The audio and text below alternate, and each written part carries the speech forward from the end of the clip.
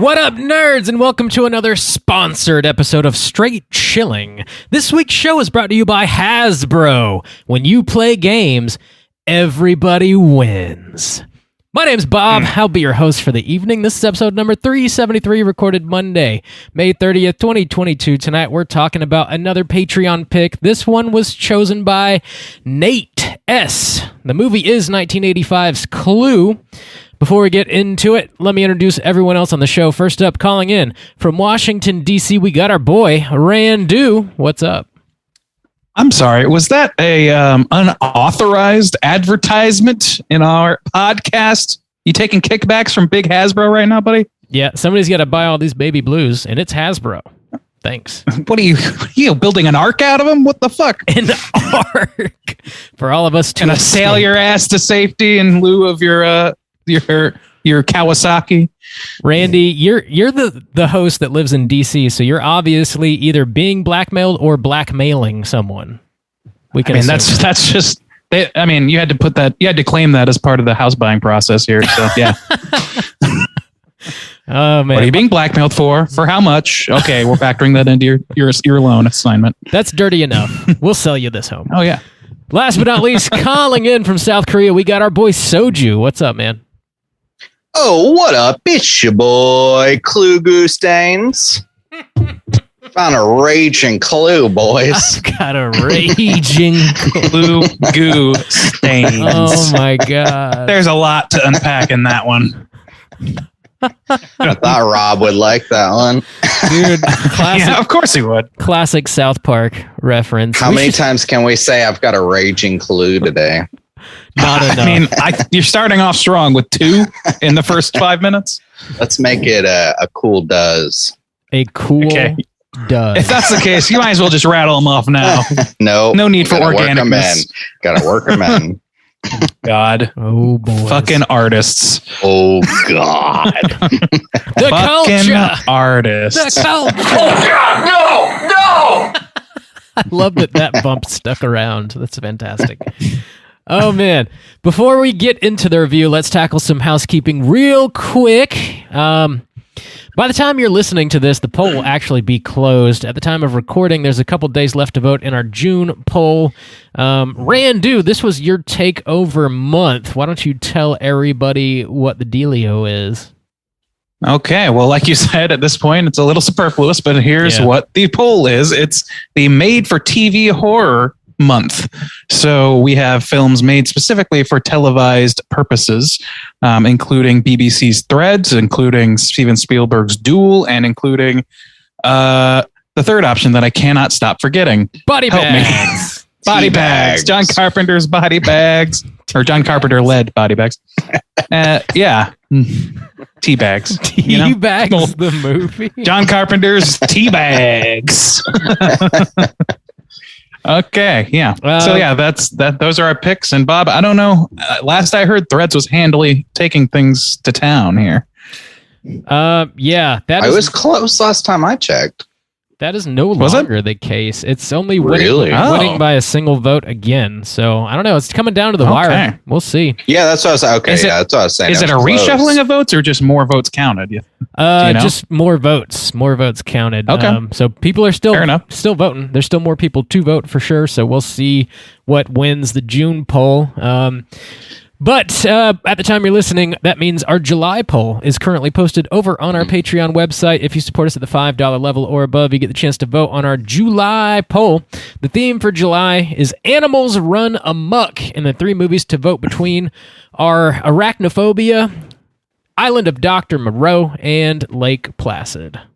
Whoa, Bob! That's the 90s Moreau, isn't it? Yeah, 1996. Good. Just double checking that we are laying that down for people. Nope, the 30s. Actually,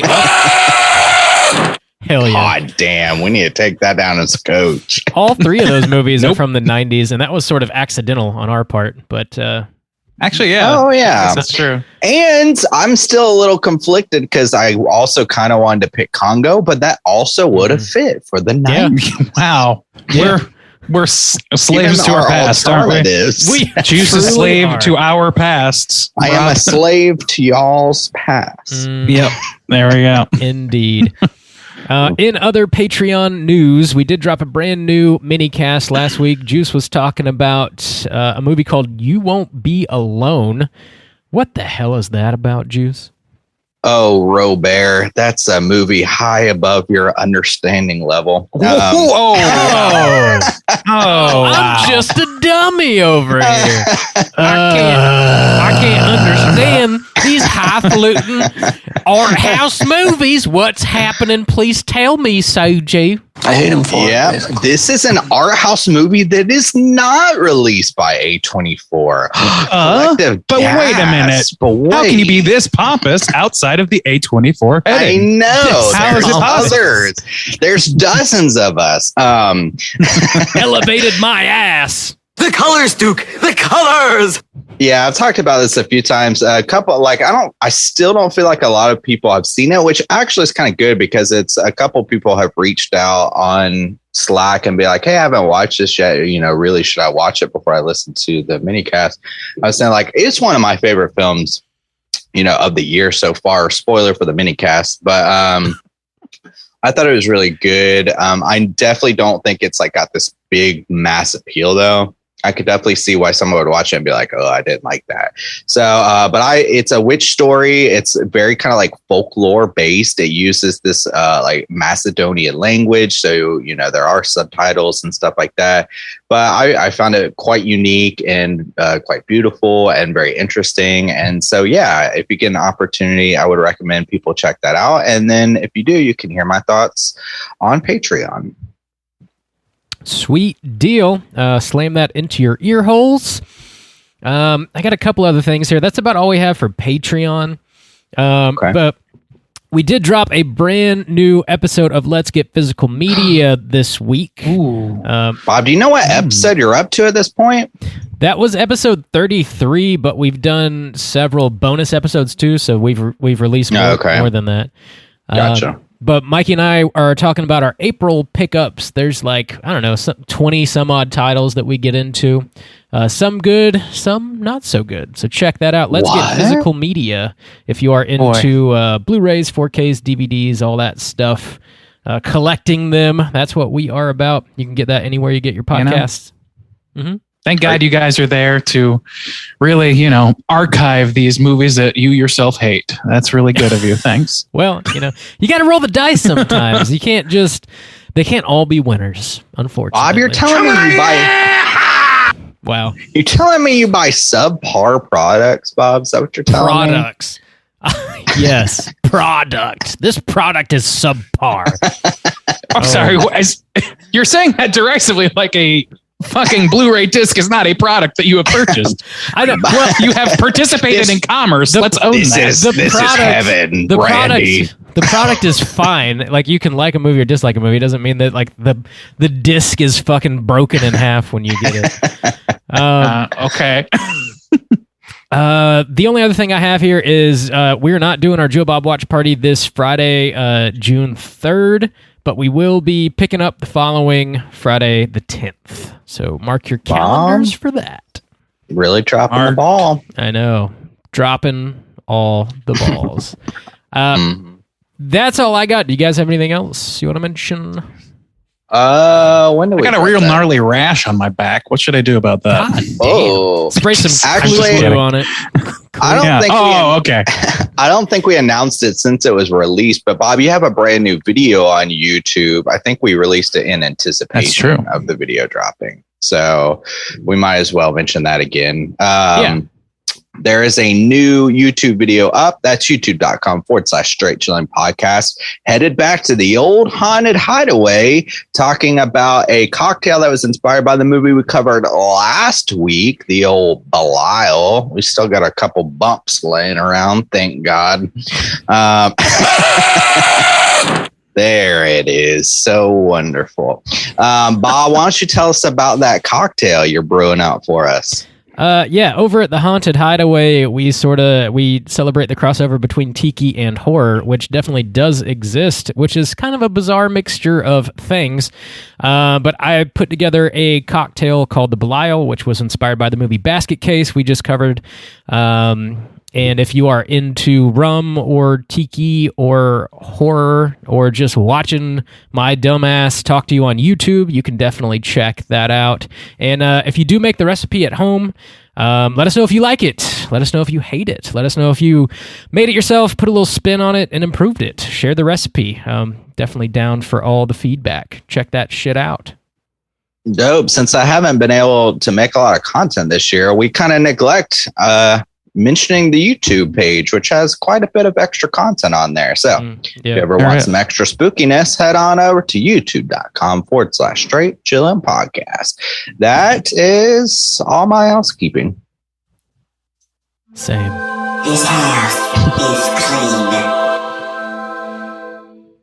All right, let's get into the main event. We're talking about Clue from 1985, and we're kicking it off with the back of the box.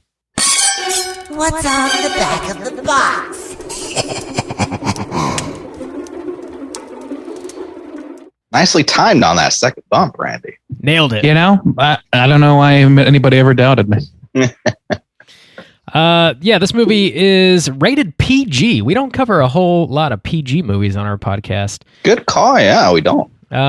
This is from 1985 with a runtime of 1 hour and 34 minutes, directed by Jonathan Lynn. This was written by John Landis, Jonathan Lynn, and Anthony E. Pratt. Stars Eileen Brennan, Tim Curry, Madeline Kahn, Christopher Lloyd, Michael McKean, Martin Mull. All the famous, wonderful people are in this movie. Plot synopsis brought to you by the back of the box is as follows. Here's the murderously funny movie based on the world-famous Clue board game, and now with this special DVD version, you can see all 3 surprise endings. Was it Colonel Mustard in the study with a gun, Miss Scarlet in the billiard room with a rope, or was it Wadsworth the butler? Meet all the notorious suspects and discover all their foul playthings. You'll love their dastardly doings as the bodies and the laughs pile up before your eyes, featuring all 3 surprise endings, in case you didn't get that before when they tell you, like they say it again. Jill Mangs, here's a silly question. Had you seen this movie before, and would you recommend people check it out? Randy, kick us off. I mean, we have certainly sat in the same room and viewed this film a number of times. So yes, we have seen it. I could be mistaken, but Bob, I think that I introduced you to this film, maybe? Is that right? No, I remember having a conversation when we were like, I don't know, 15 or something. And you were like, hey, I really like this movie, Clue. And I was like, no shit, me too. And then we like kind of bonded over it and then watched it together like a dozen times probably since then. Yeah. I'm sorry, I misremembered that, I guess. But it's definitely a comfort movie for me. This is a desert island movie probably for me. Mm-hmm. Warts and all. And this movie is not by any means a perfect film, except in my heart. But this is a movie that I would recommend to just about anybody. Like you said, it's PG. I think that your mileage may vary on this. And I think that a lot of my love definitely comes from the nostalgia goggles of having watched it. Like I remember renting this from Blockbuster a half dozen times. Easy. Me and my sister would watch this ad nauseum. She is the biggest Clue fan that I know. So yeah, I mean, all that said, yeah, I definitely recommend it. I think it's a good, spooky adjacent film to watch, especially with younger people. As a matter of fact, we had Becky's cousin come and stay with us, who's about 15 years old, and we got to introduce them to this movie. So that was pretty cool. It's just a good family affair. I recommend. Juice, what about you? I would recommend this generally. I think this truly is kind of like a movie that feels like it's from a bygone era already. I was thinking if anyone today said, I'm going to make a Clue video game, it would be like some CGI monstrosity. I mean, a Clue movie based on the game. Yeah. Sorry, not video game. They are trying to remake it, actually, with Ryan Reynolds as Wadsworth. That's been in the rumor mill for about a decade at this point, though. Yeah.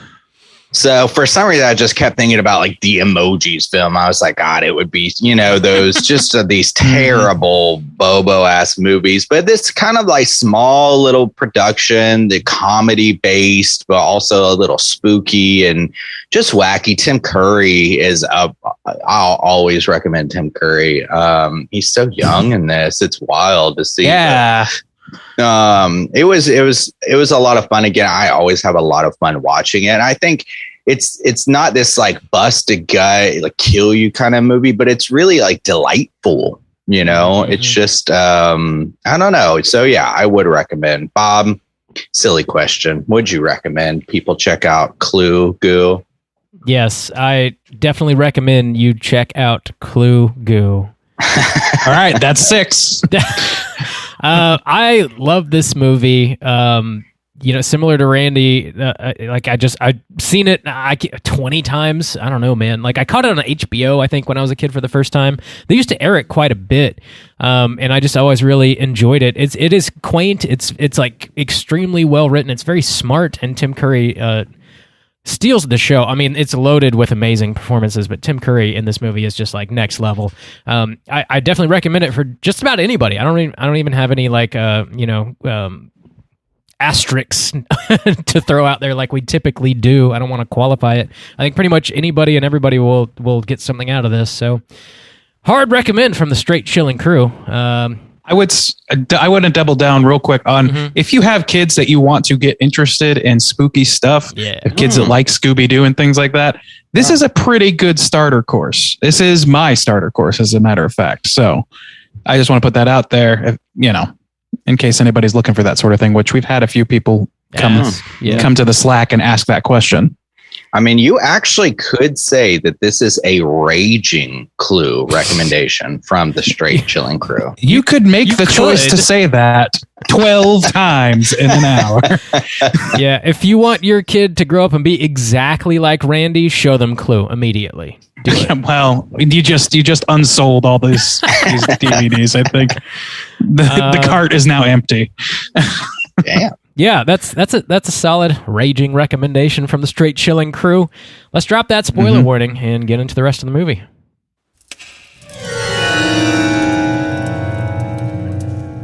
Spoiler warning.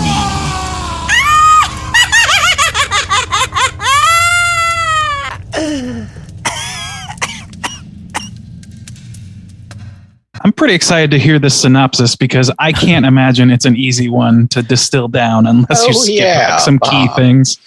It's not too bad. I tried to make it as brief as possible, but as we have already mentioned, it literally has 3 endings. I do want to ask off the top, have you guys ever watched this movie with just one ending? Have you ever done that? Yes. Mm-hmm. Yeah. No. I have. I have. Yeah. I mean, I did when the DVDs finally came out and they gave the option of you could watch just one at random. Mm-hmm. I definitely tried it out a couple times. It is by far the inferior way of watching this movie, and it is to me like it's the number one issue that I'm sure plagued this movie on theater release. As much as it's a cool conceit and idea and gimmick, it is not an easily executed thing, and the different endings vary in quality wildly. So it does need all 3 to my mind.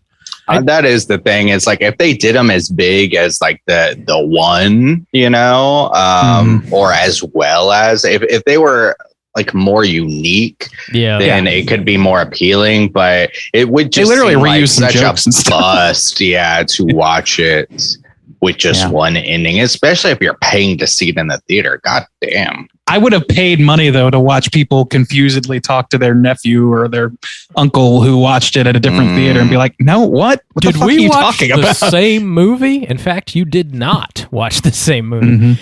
Anyway, go ahead. Synopsize. Wanted to ask that out the gate. So I am going to synopsize all 3 endings here. So the movie starts 1954. 6 guests arrive at a New England house and are assigned a pseudonym when greeted by the butler, Wadsworth. We have Colonel Mustard, Miss White, Miss Peacock, Mr. Green, Professor Plum, and Miss Scarlet. The guests don't know why they've been brought together, but when the 7th guest finally arrives, by the name of Mr. Body, Wadsworth reveals he has been blackmailing all of them. Wadsworth has also called the police. They are due to arrive in 45 minutes. And when they do arrive, they can corroborate they've all been blackmailed by Mr. Body, and he will then be arrested. Mr. Body threatens he will expose all of them if he's arrested. He then gives all 6 guests a gift in the form of a murder weapon. He says if somebody kills Wadsworth, they can all leave and maintain their secrets. Mr. Body then turns out the lights, and when they come back on, he lays dead on the floor. The group now has to solve the murder before the police arrive, and the first person they suspect is the cook, but they find her stabbed to death in the freezer. Mr. Body's corpse also disappears, but is later found bleeding from the head in the bathroom. This leads the squad to believe he in fact was not dead earlier, but certainly is now. Wadsworth locks all the weapons in a cupboard. He attempts to throw away the key, but is interrupted by a stranded motorist at the door. The motorist makes a phone call in the lounge, and he's locked in while the group splits up into 4 groups of 2, and they search the house. The motorist is killed and discovered by Mustard and Scarlet. Yvette, the maid, finds the cabinet now unlocked, grabs the gun, and shoots the lounge door, freeing Mustard and Scarlet. A police officer then arrives investigating the abandoned car. He has to use the phone. He picks up the phone when it's ringing, and J. Edgar Hoover is on the other line. They lock the cop in the library and resume their search of the house. Someone turns off the lights again. Yvette, the cop, and a singing telegram girl are then all killed before the lights come back on. Wadsworth and the others regroup, and he claims to know who the killer is and begins recounting the events of the evening. And then we have ending A. Yvette killed the cook and Mr. Body on Scarlett's orders, whom she used to work for. Scarlett killed the other victims and planned to sell the squad's secrets for profit. While Wadsworth and Scarlett bicker about the number of bullets left in the gun, the police storm the house, arresting Scarlett, and Wadsworth is revealed to be an undercover FBI agent. And then we have ending B. Miss Peacock killed everybody to conceal her taking bribes from foreign entities. As she leaves the house, Wadsworth reveals he is an undercover FBI agent, and she is arrested. Ending C. Everybody killed somebody. Plum killed Body for blackmail. Peacock killed the cook, who was a former employee. Mustard killed the motorist, who was a former driver. White killed Yvette, who was having an affair with her husband. Scarlett killed the cop because she was bribing him. Wadsworth kills the telegram girl, who was Professor Plum's patient, and he was having an affair with her. He then reveals he is not Wadsworth, but he is Mr. Body. The other Mr. Body was his butler. Mr. Body tricked everybody into killing all of his informants, and he plans to continue blackmailing them. Mr. Green then draws a revolver and kills Wadsworth, revealing himself to be an FBI agent. Green opens the door, and the authorities storm the house, arresting everybody as Green proudly announces he is going home to sleep with his Okay, Chief, take him away.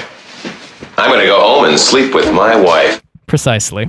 Roll credits. So, yeah, that's a lot, man. Yeah. Damn, these people are confusing.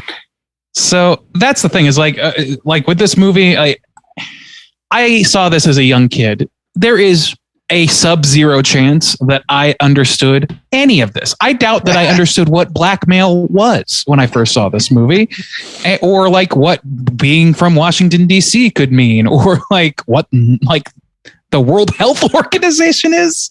Yeah, I did not know what communism is, and they make jokes about communism throughout this film. Socialist, yeah. Yeah. So I mean, yeah, there's a lot. That's the thing. At least for me, the beauty of this movie is not at all in the story. And while there is a lot of dry wit going throughout this, and it in moments it's very, very clever and funny. The plot of this, it's brilliant in that it keeps itself open to the multiple interpretations that are the core conceit of making this movie. Yeah. Or that was at least the gimmick that they had from the outset. They keep it open-ended. This is not a Poirot murder where you can find the clues and distill who exactly killed who with precision. This is right. This is a game of pin the tail on the donkey, really. You get whatever you want at the end, and they can make it fit. So the details, they don't matter. Like the things that matter are the experience of watching this, the feel, the tone of the house, the little like jabs that people make at each other. The physical comedy, my God, is so top notch in some of this. I want to sort of piggyback off of what you're getting at here. And like something this movie does that it's extremely interesting to me is like this movie is a murder mystery. It's a whodunit. And like more often than not, when you watch those types of movies, you're waiting for the killer to be revealed and you're trying to play the game and figure out who the killer is as it's happening. But like once you find out who the killer is and you watch those movies once, you don't really, or at least I don't really want to watch them again, because like, you know, the ending is kind of spoiled and the game is no longer fun.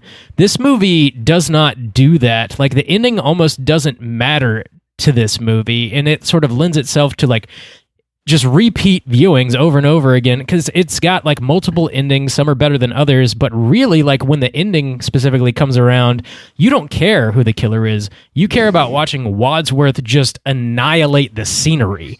That's like and Mr. Green. Really what's engaging. Yeah, and all of the characters are fucking killing it. I don't want to, just say it's just Wadsworth's show, but like specifically when he's doing his like, I'm going to unveil what's happened this evening, like you don't really care who did it. You just want to watch him explain it. And I think that's a really interesting way to like tackle a murder mystery where like the mystery almost doesn't matter. I don't know. It's, I kind of like, I slightly disagree in that, like when I find out who the killer is in Orient Express, like I like any of those adaptations are, roughly the same story, obviously, because they're from the books, and rewatching them or watching another interpretation of them or whatever, any of it, like I could rewatch those, you know what I mean? Like I could not rewatch them 25 times though. This movie invites not just multiple viewing. To me, this is like what like Ghostbusters is to some people. This is something you can throw on anytime, order a pizza, grab a drink, and have a great time. That is the space this lives in. This is not at all about deducing anything as an audience member, and which works great for me because I am a stupid man. As a full-grown adult, I could not at all solve any Poirot murders or any Charlie Chan or anything like that. Like I couldn't do any of that. And what this movie doesn't do, which I appreciate, having seen the production of Murder by Death, that was sort of a similar feeling comedy parody of these mystery novels and films that brought like what that movie did. If you haven't seen it, I don't personally like it, but a lot of people do, I guess. It has a lot of like really good talent, just like this movie. It brings them to a haunted-y, like spooky mansion there, but all the characters are based off of like Poirot or Charlie Chan or Sam Spade or these actual like either literary or film characters that are detectives. And man, it just doesn't they don't play off each other as funny as you think, and it becomes so slapstick. Like this movie becomes slapstick too, but it becomes like Airplane level slapstick where it's like things just don't just not make sense. It's like winking at the camera a lot and doing a lot more than I think is necessary to make it funny. This has a lot more dry wit. You get to live in the environment of the film, even if it doesn't hold together perfectly. Well, that's kind of a long-winded thing. I think talking about the fact that this is made from a board game that doesn't, it has a general kind of premise, but I just made a note that this is a really smart way to turn this into a game. So talking about from a game, to make this a movie from a game, because to say that the ending doesn't really matter and who the killer is, it's true. But they still set up a solid story that makes sense for what's happening around you. It was easy for me to accept the explanation, especially when the weapons come out. Like, how are you going to work in these very specific weapons that come from this game with these type of characters? And I thought that they did a brilliant kind of job with that. Like, I'm going to turn off these lights and you kill this guy, or where we all walk out of here. We've all got this distinct thing. So I was like, that's so clever. And a lot of this movie is clever, even in its wit. It's very quick-witted sometimes. It doesn't solely rely on the slapstick comedy, but it's got it in there too. So I don't know, it just like, I think that even though if you don't know what's going on, that charming kindness, the kind of cleverness behind all of this, because as a kid you would know the game. Or, that's probably why you're watching this. Oh, there's a Clue board game. I played that. There's a Clue movie. And so at least it gives you that too, even if you don't know it communism is or blackmail or stuff like that. You get like what's going on, and it's done in a pretty smart, clever way, I think. I agree. Yeah. This movie is like, not just because the ending doesn't necessarily matter to me anyways. I think it warrants multiple watches because it's so well written and so well performed that there's a lot of like very small jokes that like sort of fall through the cracks on your first viewing, I think, where like you pick up more and more as it goes. Like whenever, like every single guest as they arrive, like Wadsworth steps in dog poop earlier in the movie, and they like all kind of smell it, and they check their shoes, and it's like this, like not spoken but like very subtle like joke that happens throughout the first 5 or 10 minutes of the movie, and then when it's a subtle poo joke, which is great. When Yvette shows up, like everybody like sort of glances at her cleavage, which is abundant, and like there's just all these like little like nobody says anything about it. You just kind of like see these people react to these strangers as they arrive to this house, and I love that entrance.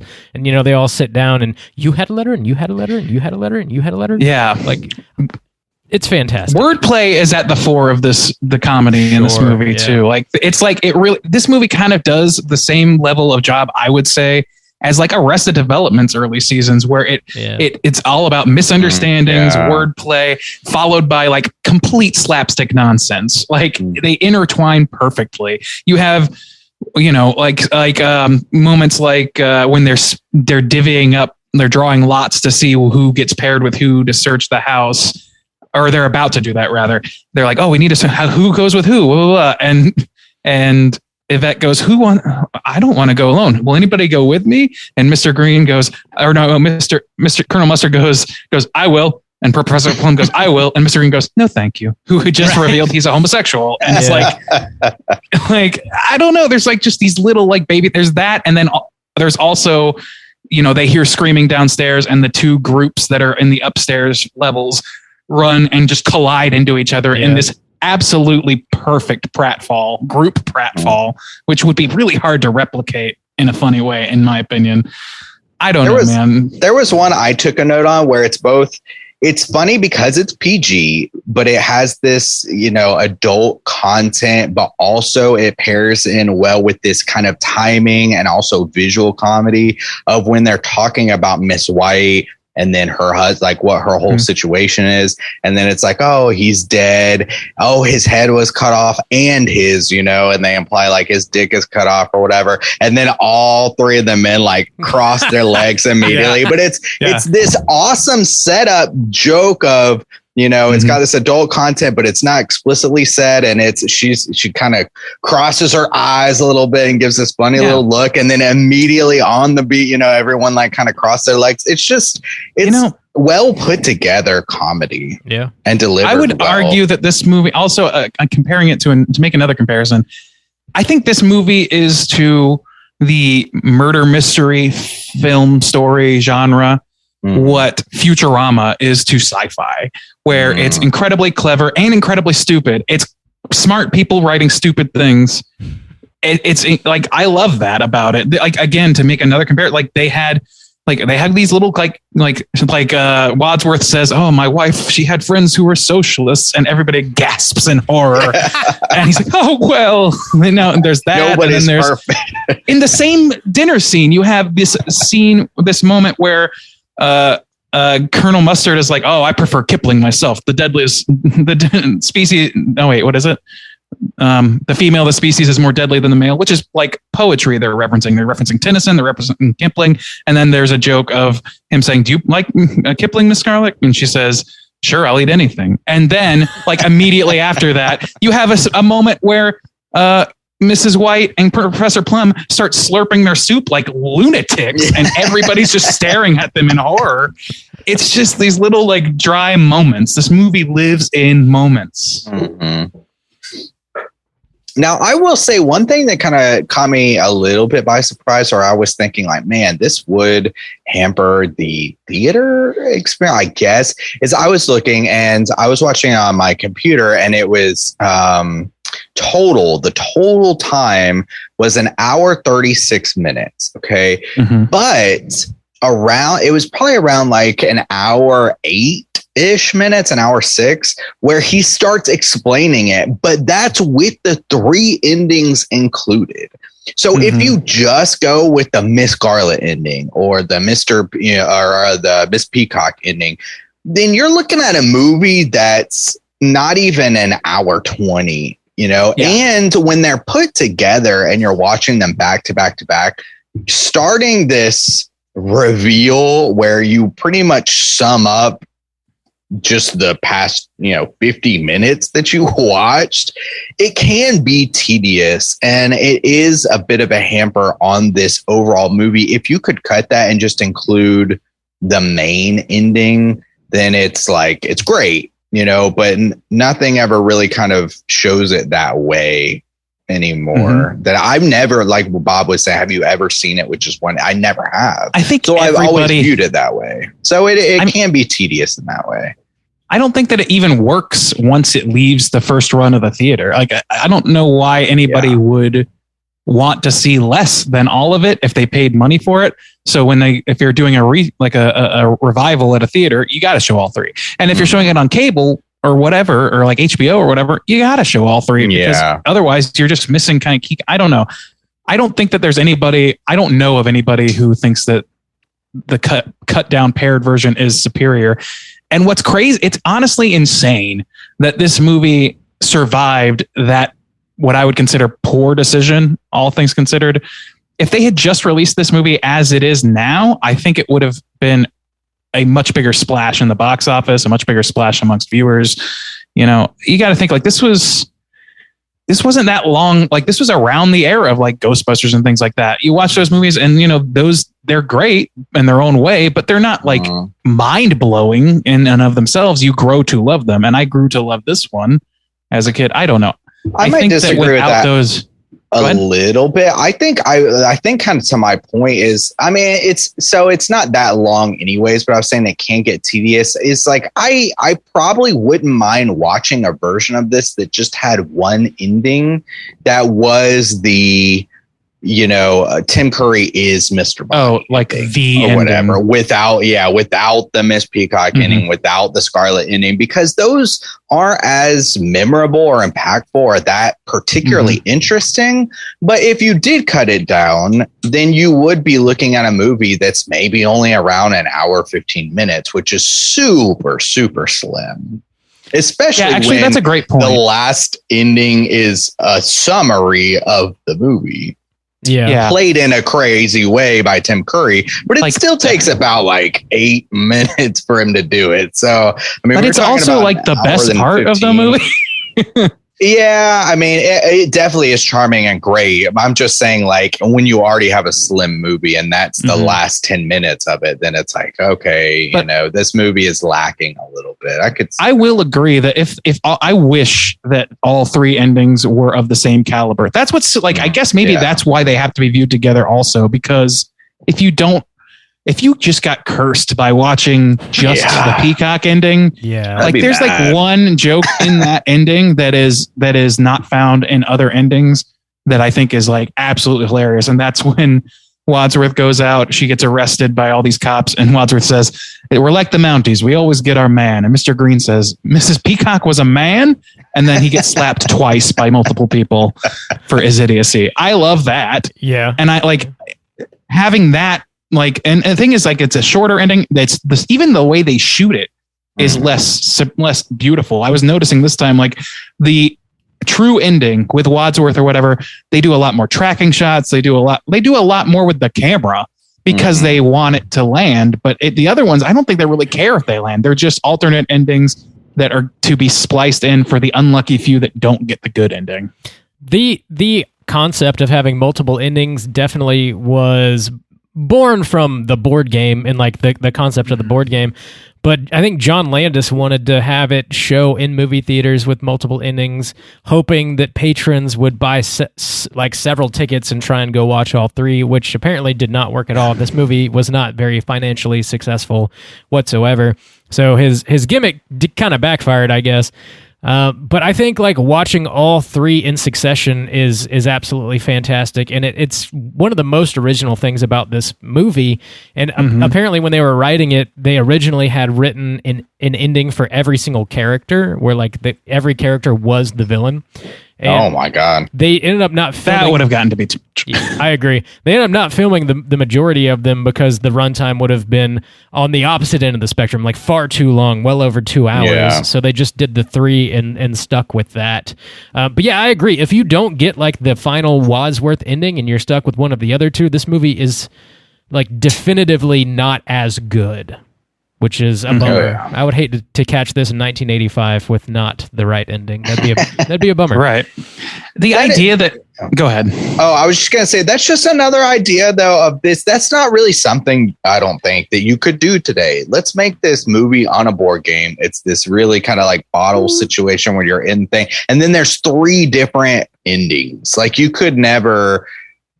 You don't think... No? Okay. Well, I think there is a pathway to where this idea could work. Here's the thing, is like, conceptually speaking, like on a pure conceptual level, I really like it. Like, I think it's like I like nifty the gimmick. idea. It's experimental. It's like, Me you know, too. they tried something.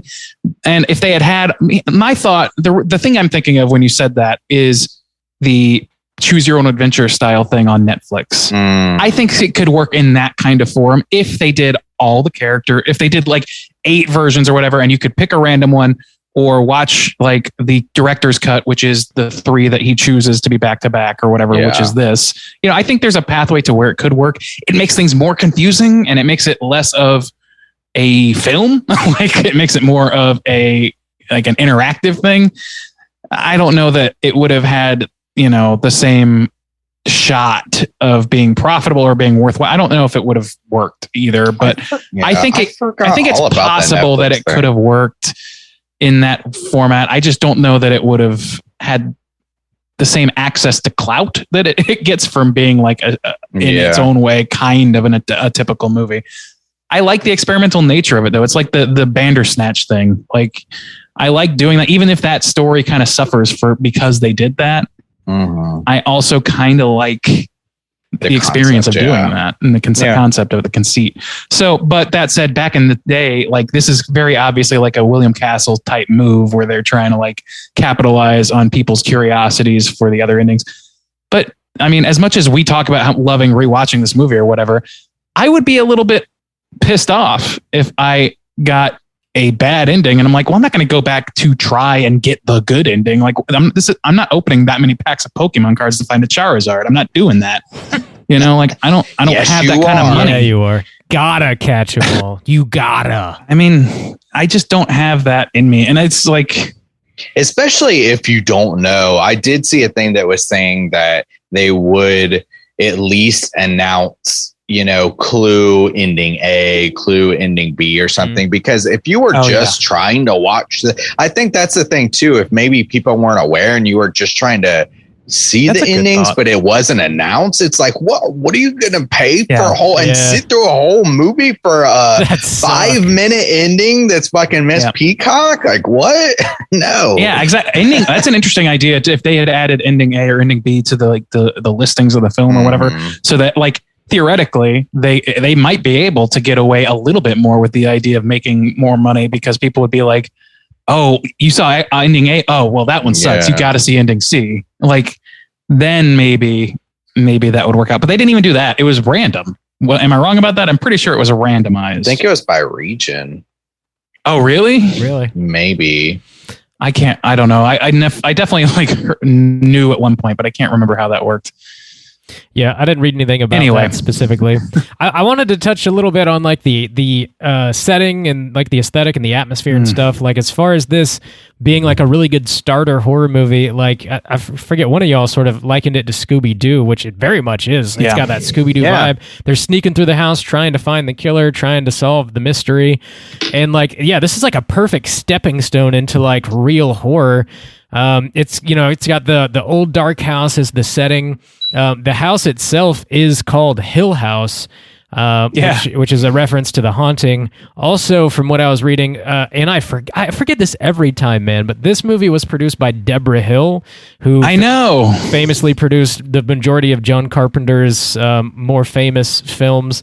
And I was reading like the Hill House was named after Deborah Hill. I kind of feel like that maybe is a crossover of both of those reasons, because like everybody knows Hill House from The Haunting, like for sure. If you're writing this movie, you know The Haunting.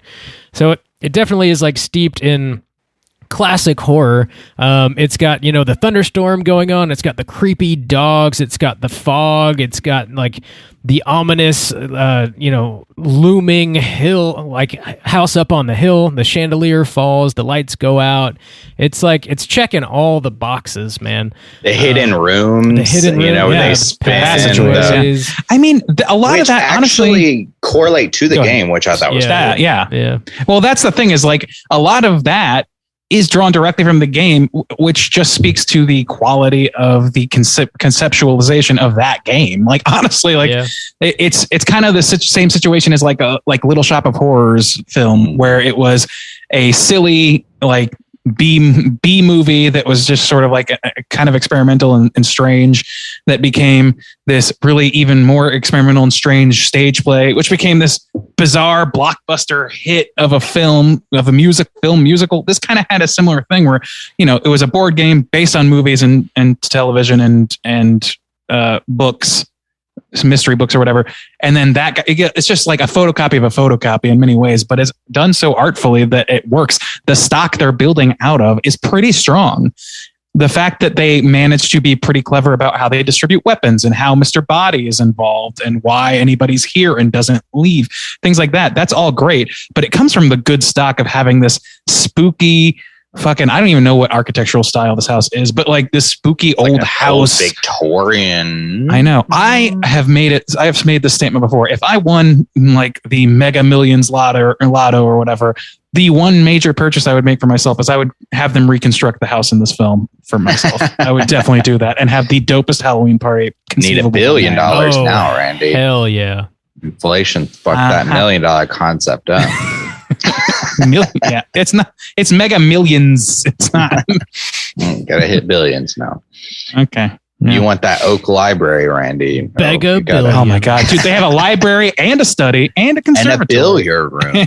Yeah, and a billiard room and a ballroom and a hall. Would you get the secret passages made as well, Absolutely. Randy? Oh, yeah. Are you kidding? Oh yeah. There would be more than what you see in the film. I would make sure to include. You got to. All right, we're starting a GoFundMe to build a straight chilling Clue house that we'll all live in. Yeah. Clue mansion and cast it. It's the boys when we make it. Okay, that's the motivation to get this podcast as big as possible.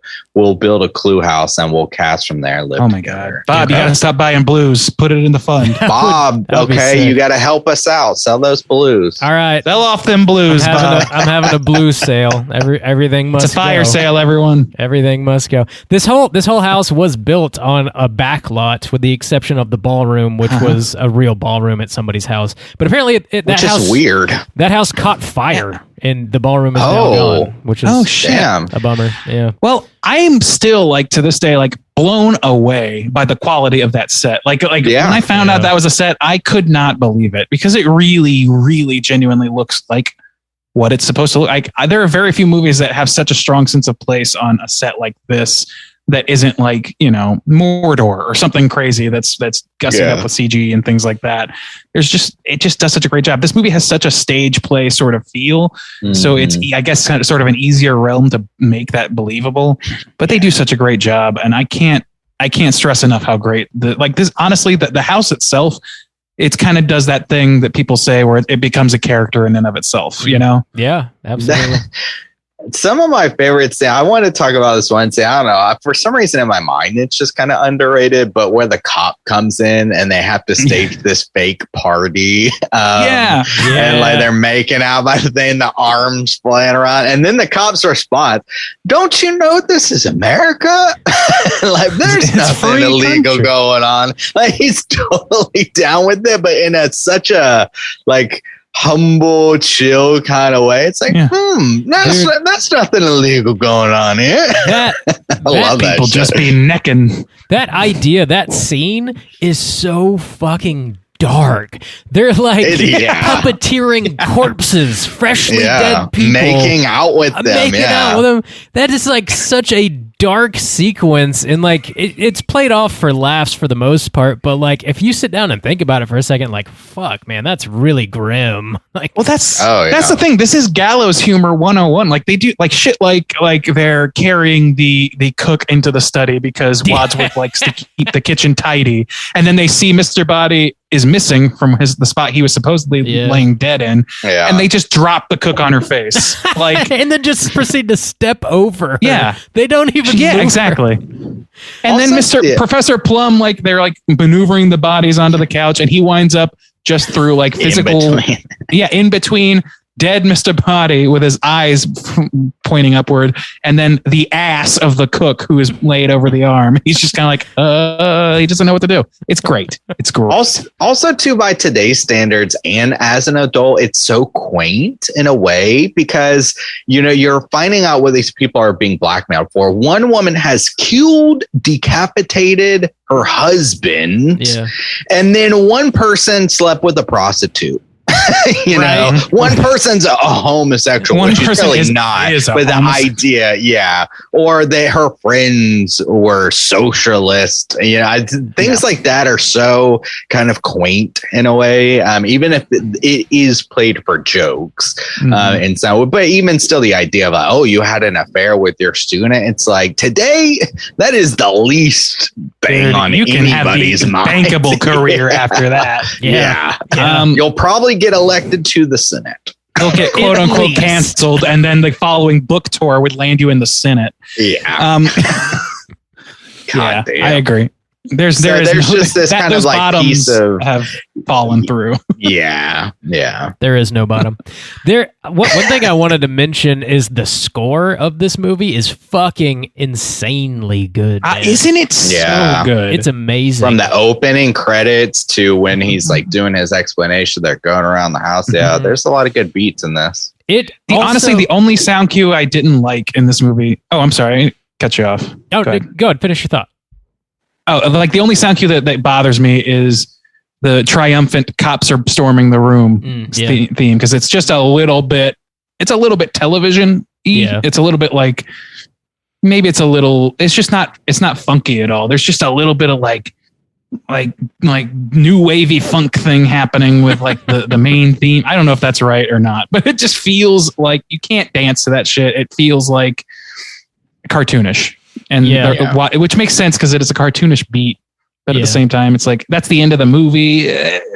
Maybe there's one scene while Wadsworth is explaining what happened, where like the score is almost having a conversation with him. It almost like frames his explanation where he'll like say a line, and then the score will like come up and then fall back down, and then he'll say another line and he'll do it again, and it's just like.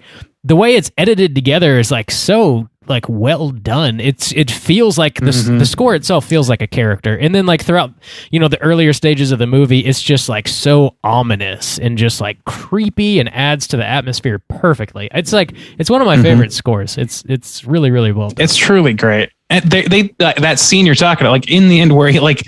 The thing that is like so easy to spot, it's just like this perfect stinger they put on Wadsworth, who's explaining, everybody's meeting. And then Mr. Green or whoever it is, I can't remember, say Mr. Green smiles at Yvette. And then he puts a big cheesy smile on for like a split second. And at that moment, the score goes bling and does this like little, like I don't even know what the instrument is, but some sort of like bells instrument just tinkles or something. It might be a triangle. I'm not sure though. It's good shit. Whatever it is. It is so good. And they're editing to the music is being, it just fits perfectly. That scene of Wadsworth explaining things is for me, like that is what I think about when I think about Tim Curry. And they say you can tell a person based on how they know Tim Curry. Yeah. You can tell what kind of film nerd you're talking to by that. That's mine. That's my Tim Curry origin. I knew him from other things, even as a kid. Home Alone 2. Congo. Sure. That one wasn't mine. I actually forgot until I was thinking about picking. I forgot he was in Congo. Fucking Wild Thornberries. Like he's in all kinds of shit that I saw as a kid. And this is what I will never be able to separate these two things. I think Home Alone he owns 2 the screen in this. is another good one. Yeah, this is the first Tim Curry role that comes to mind when I think of Tim Curry's career is definitely Wadsworth and Clue, for sure. Yeah. Which is crazy because so many people define him by Rocky Horror Picture Show, for example. Which and is that's totally valid. Yeah, that is. Yeah. That is and it's a whole different fucking thing for him. It's crazy what this man can do. Yeah. He's amazing. Also, damn it. I was like, okay. He's got, those three are, as far as him carrying a film, the Rocky Horror Picture, Clue, and It, that's some good choices. Absolutely. And the thing is, he's surrounded by really talented people in almost all of those.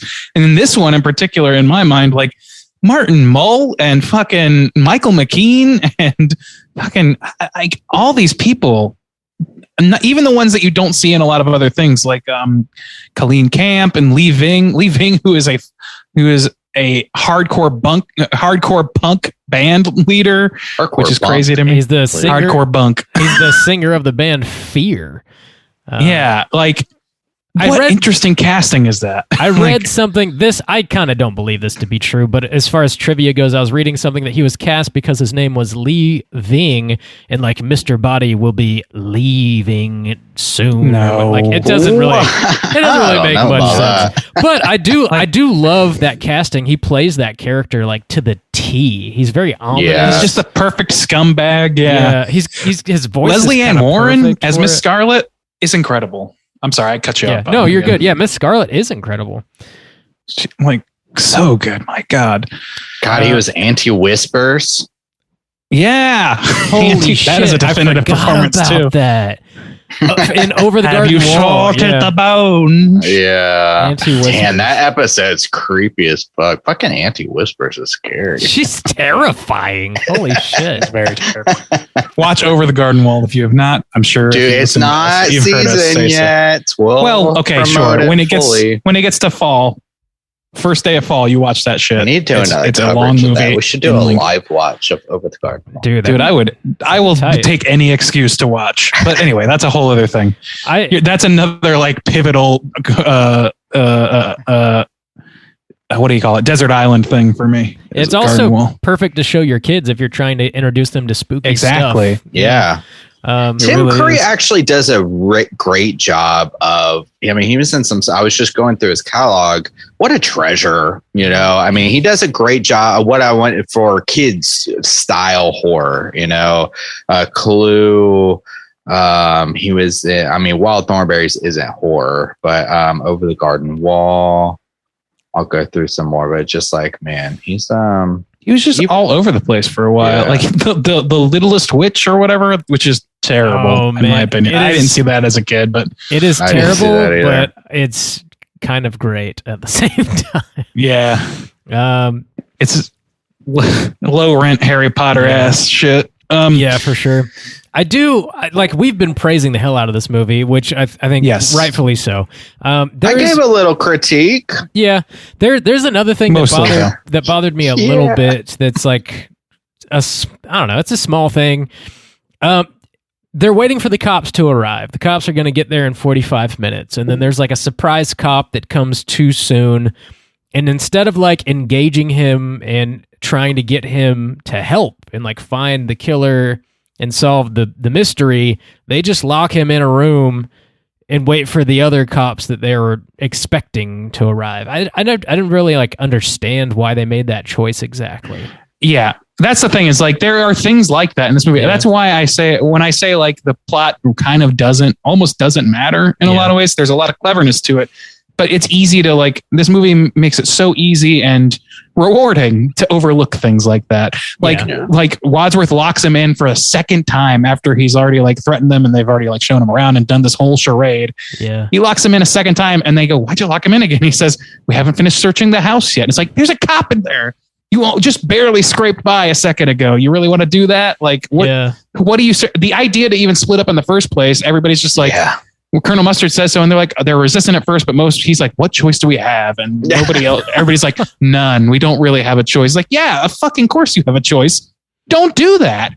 search every room one by one together, or at least in threes. What the fuck? Right, yeah. Or even that the driver would not say like, "Oh, my old boss. Hey, guy." Yeah, yeah, Right, exactly. Right. Yeah. Why would he be weird about it? Well, unless that's the thing is like we also later find out that everybody, including him, were informants to Mr. Body, and they were all invited. So that guy crashed his car on purpose. We see the crashed car, right? That is supposedly why they're the just cop is waiting on him to get there. Yeah, yeah, it doesn't make sense. They're all, like they're that's all fine. supposed to come, really doesn't. but they just show up happenstance. But really, they didn't. They were all invited and were supposed to come. It's weird. And one thing that really bothered. Oh, sorry. Other thing. I was going to change. Go ahead. I'm sorry. Just one other thing. One other thing in the inconsistency category is this. This thing always bothered me, even as a kid. They're all going by fake names. They're all going by pseudonyms. It's well established. It's talked through about a lot. At the end of the Miss Peacock ending, especially, and I think a few times throughout, they have Mrs. Peacock going to her car outside, and then the proselytizer says, Mrs. Peacock, coming from behind the bushes. She goes, "How do you know my name?" And I always sit there and go, "It's not. It's not your fucking name." It's true. Yeah. What are you talking about? I have a real like fucking misery moment. It's like you didn't give a real cockadoodie name. I wanted to give one more critique of this film. Mm-hmm. I was watching on my laptop, and I had my headphones in, and sometimes, actually, it's mostly, I feel like, within the first 15 to 20 minutes, but there might have been one or two other times after that. But the volume management on this needed to be reined in, because you'll be like, there's one where they're just kind of quietly talking. There's not even like any music going on in the dining room. And then that bitch hits the gong, and it's like so stupid loud. And then there's another moment like that where there was, something was going on. I think like the lightning strikes, or maybe the dogs jump up on the window and bark. There was a couple times where I was like trying to manage my volume, where I was like, I want to be able to hear what people are saying. And then some loud ass shit comes on and was like way too fucking loud for my ears. So I was like, they need to manage that. It happened like 2 or 3 times that made me go like, fuck, volume down, like just for a second. And then they just go back to talking. Yeah, I was just on my your headphones at the time. I wonder if that had something to do with it, because I've never really, like, those are loud. They're intentionally loud as stingers. Yeah. But I mean, I was just listening, and I was just having a hard time like hearing the conversation. And so I took it up to like 60 on the volume. Yeah. But then as soon as like the gong hit or like the lightning strike, I was like, fuck, that's loud. And I had to take it down like 40 just for a second. And then I had to like bump it up. I was like, fuck. Not all headphones and not all speakers are created equal. And I've never had an issue with the volume watching this on the TV. I've never watched it with headphones on, but like not all headphones have like a flat EQ. Some have like bass boost, some have mid boost. And it's just like, I think these are my general like iPod or like, like whatever. And it also isn't penetrating you. That's a bummer. That's a bummer. Bummer. Yeah, I've never noticed that. I've never had an issue with the volume or anything. Yeah. Fair enough. I think we've touched on just about everything. Is there anything else you guys want to mention before we rate this? I want to go through every joke and laugh at them together, but that's impractical. So, well, I made a note about one. Actually, two. I buttle, sir. What do you do? I buttle, sir. I thought that shit was pretty funny. And also, I'm going to expose myself. He says, "Sir, there are ladies present." Dude, are you trying to embarrass me in front of the other guests? You don't need any help from me, sir. That's right. There's great. So many smart little jokes. I think that like the only movie that really fits into the similar mold as this is weirdly this very recent movie that we've all talked about, and which is very popular, called Knives Out. And I think that what that movie does that this one doesn't is it takes its plotting very, very, very seriously. It's not just a means to an end to get to some funny one-liners and slapstick, and it really leans far more into this is a mystery, and it banks on that more, to both its credit. To its credit, and to part, like I think that the comedy, as much as I love that movie and think it's great, I think the comedy is less so because of that. And, that's fine with me. Like, I just think that these movies kind of occupy different spaces and that's kind of the key difference of the two. But thematically, visually, aesthetically, they draw from the same sources, it feels like. And I love that there's somebody out there that they're making movies in this vein now. And now there's going to be a Knives Out 2 that's already on the way. Benoit Blanc as the new, like, amalgam of all these, Charlie Chan, Poirot type figures in the most absurd way possible, but also using like true, really solid plotting. We covered that you can actually figure out. So we actually, I don't think we did. Episode on it. Knives Out? No, we didn't. I don't think we did. Oh man, I remember us all talking about when it came out. That was like 2019, late 2019. I'm sure we talked about what we've been watching, but not of full review. It was that, and then Lighthouse, and then Pandemic, as far as theater viewing goes for me. Okay. Damn, yeah. Well, let's go ahead and rate this thing out of 5. Juice, kick us off. How do you feel about Clue? Yeah, I really like this movie. It's kind of refreshing in a way. It's fun to kind of go back to this simple kind of era, it feels like. It's very clever. There's the craft. I can't help but respect so many aspects of the craft of this film. Like I said, even just taking this film is based on a board game, but nailing so many of those factors. The delivery of the weapons, the set design is beautiful and looks amazing. And is set up in a very fun, spooky kind of way with the thunderstorm and the house on the hill and stuff like that. Tim Curry absolutely kills it, but everyone gives a solid, fun performance. If anything, Tim Curry is so good that it makes me want these characters to be maybe a little more distinct in themselves. But I still think everybody does a good job. It's funny. In a couple different ways. It can be quick-witted. It can nail like the timing and stuff, but sometimes it's just silly people running into each other. So it's got a lot of variety in that. Again, going back to the setting, just the secret passageways, but again, how they actually connect to the real rooms in the game. So like from the kitchen to the study or whatever, that's what it's like in the game. That's fun, and I appreciate that kind of detail if you're going to do a movie like this.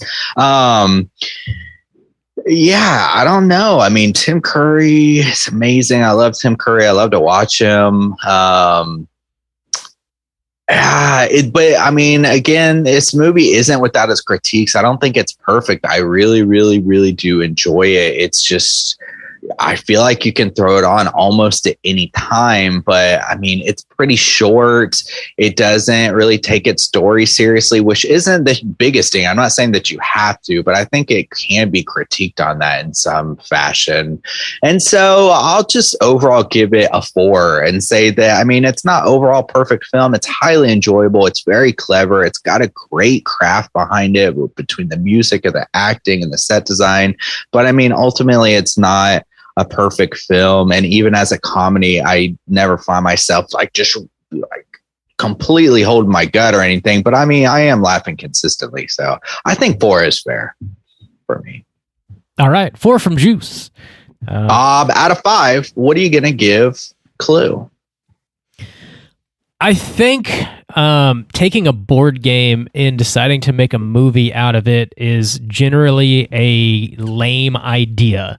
And I think it's one that would be very difficult to pull off and like make anybody care about it. Like if someone told you like, that board game Clue, they made a fucking movie out of it. I don't know that I'd ever be excited to watch it. But then when you watch this thing and like the writing and the level of acting on display here, specifically from Tim Curry, and the overall setting and mood and aesthetic and like just the care that you feel when you watch this movie is just like transcends the idea.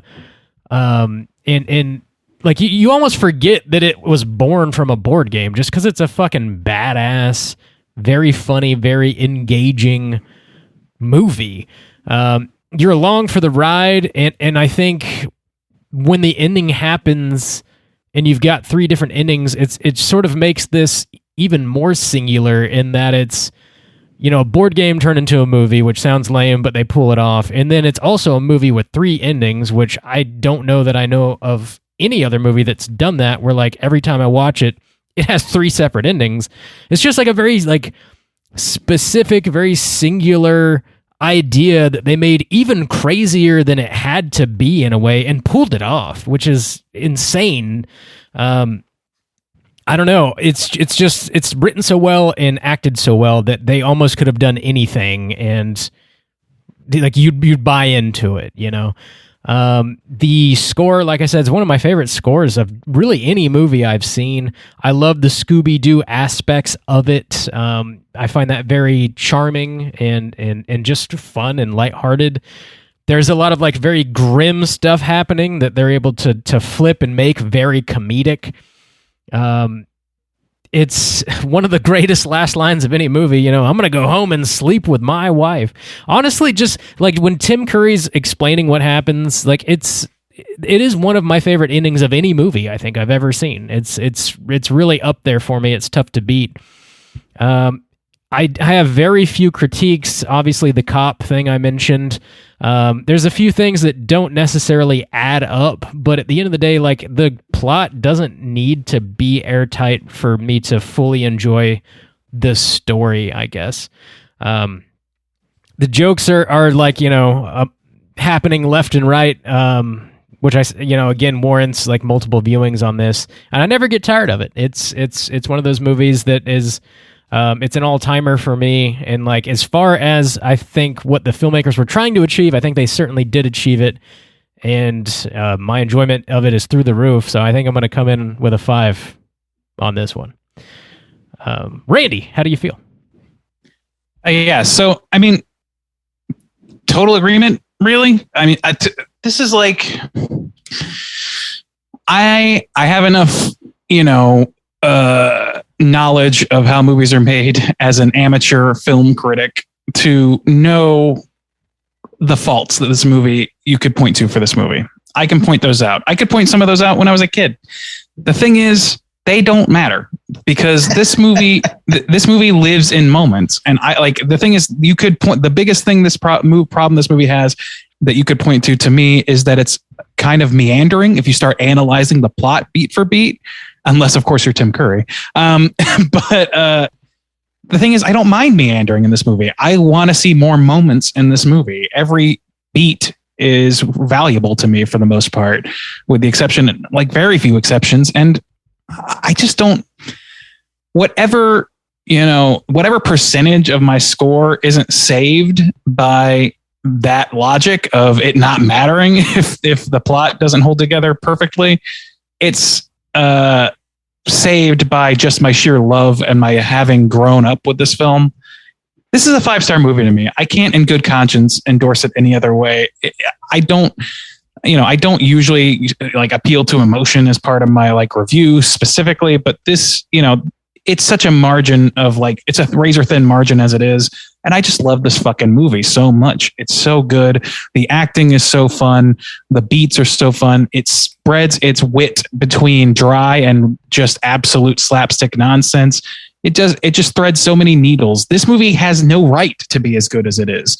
It is only as good as it is through the talents involved and through obviously like somebody putting in the fucking legwork and making it work when it absolutely should not. I agree with Rob. Like, it's a stupid idea to make a fucking board game into a movie. Battleship has proven this. This is the exception to the rule. And I don't think that you're ever going to capture this lightning in a bottle again. I think that the idea of Ryan Reynolds remaking this movie is a terrible idea, which is why I think it's great that Knives Out came out, because it kind of carries the legacy without having to tarnish what we already love, which is what, Hollywood loves doing. I don't know, man. What can I say? This movie is just so fucking great. How can you watch a movie that has this moment and not laugh? I had to stop her from screaming. Or this one. Flames on the side of my face. Like, Jesus Christ. This is these are incredible moments that you can point to. I don't know, man. I'm losing the words for this. This is a great film. I love it, and my love and its greatness combined to give it an absolute 5 rating. It'll never change as far as I'm concerned. I love it, man. That's awesome. I love watching you get so excited that you can't find the words. It's a beautiful I really thing. can't. Like, logic has left the building. You don't need it for this movie. You just need a few moments of like levity and insanity. You need fucking Wadsworth speaking and saying the word "yeah." It's insane what this movie does. Yeah. Picked up the dagger. Yeah. Yeah, like this is fucking insane. This works, and it works so goddamn well. It cannot be replicated. Ryan Reynolds, stand down, my dude. You are Make no another Tim Deadpool, Curry, sir. Be an MCU guy. That's fine. Yeah. Good He's listening. shot, Green. Oh. We got to play the voicemail and we hear. we do. Yeah, we do. Nate, big thanks again to Nate for picking this movie for us to review on the show. Something we started doing this year. If you do nab one of our You Pick the Flick spots, we're encouraging you guys to send an email or a voicemail with your own rating and review for the movie you chose. And Nate left us a voicemail. We're going to listen to that right now. What up, nerds? Hey, this is Nate. Just want to thank you guys for reviewing my pick of Clue. Really hope you guys enjoy talking about it and revisiting this. It's one of my all-time favorites. I remember the first time I watched it, it was like a sleepover in the second grade with a group of friends, and this is one of the movies that we rented. We must have watched it 4 or 5 times just that weekend. Yeah, it was good times. But seen it countless times since then. And then kind of as I got older and watched it more, picked up more of the jokes and picked up more of like the facial expressions that people have in different scenes.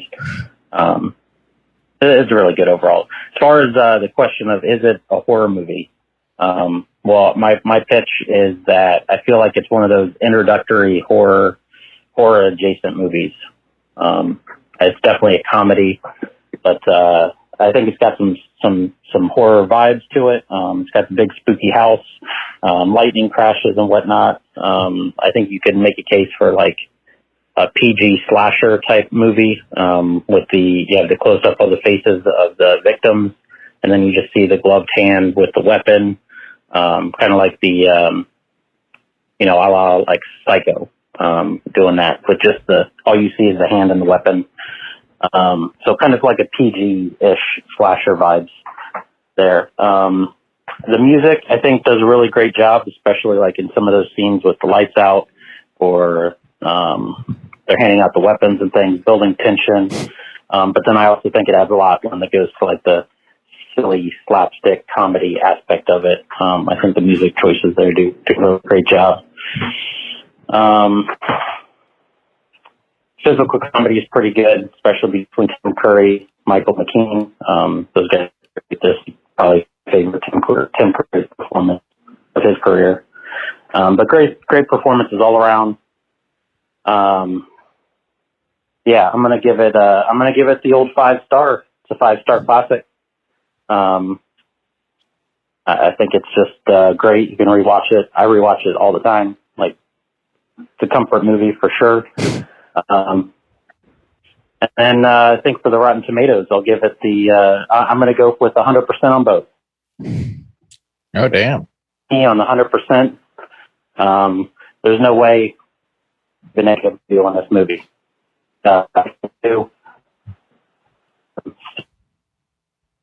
Flames on the side of my face, breathing.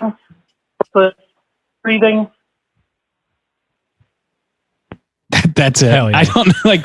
We had a little break up there at the end, but I swear to God, I did not listen to that before we recorded this episode. But that was like a lot of echoing of the things I said. So we're on the same page, Nate.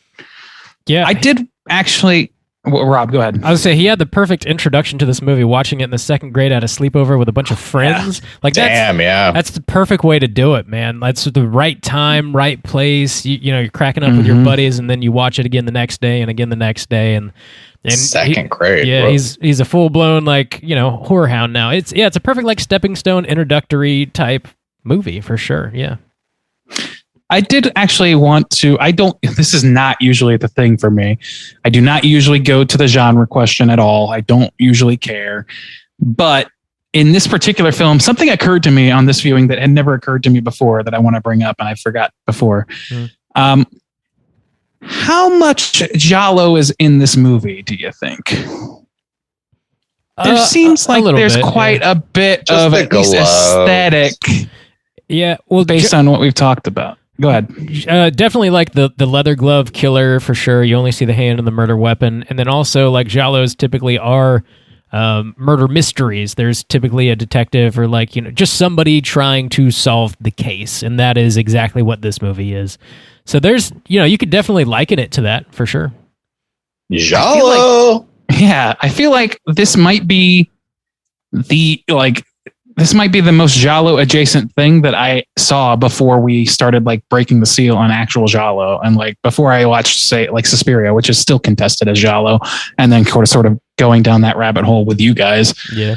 I don't know. That just occurred to me. I'd never. Oh my god! A lot of like the few things that we have as identifiers of the Giallo genre exist in this movie. In the movie where they make soup slurping jokes. Like that's pretty fucking insane. Giallo. It is. It's like American Second City improv style Giallo. I am on board for that. Yeah. The perfect blend. It happened 40 years ago. So Yeah. I mean, if somebody can do that again, but not like just strip out the clue name and then clue ephemera and just do like Giallo, but we're going to be silly with it. And we're going to like, I don't know, like a parody homage sort of deal of Giallo. That's got to exist already, right? Yeah, there is. It's called The Editor. It's a parody of Giallo. It's definitely worth watching.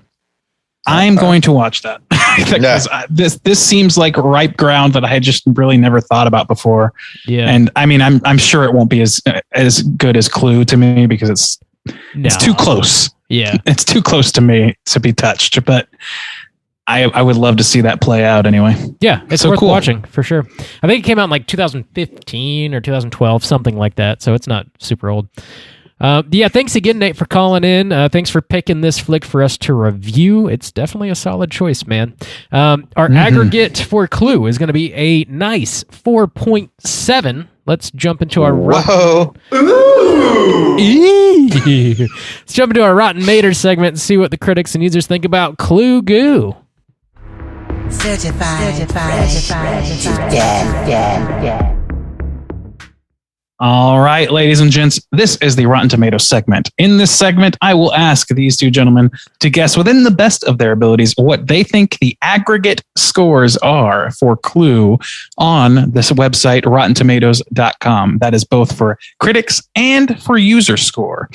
I'm going to start, as we usually do, with the critic score. We've already gotten from Nate a 100% for critics. So we'll go with. I'm going to add that to the list because why not? And we'll start with Bob. Bob, there are 34 critic reviews here, just 34. So keep that in mind. What percentage of those do you believe to be positive reviews? I feel like this is going to be pretty high, but I don't think it's going to be like through the roof high. Man, 33. That's not a lot either, though. 34. 34. Did I say 33? I don't remember. Okay. I probably just. I'm gonna go with an 80. Close enough. I'll go high, but not. You're gonna too go high. with an 80. Yeah. Okay, 80 from Bob. Juice, where are you at with it? 34 reviews. I was already kind of feeling this before Bob said it, so I'll take the lower end and give a slight chance for us to tie because that would always be fun and exciting, and give it a 78. 78. All right.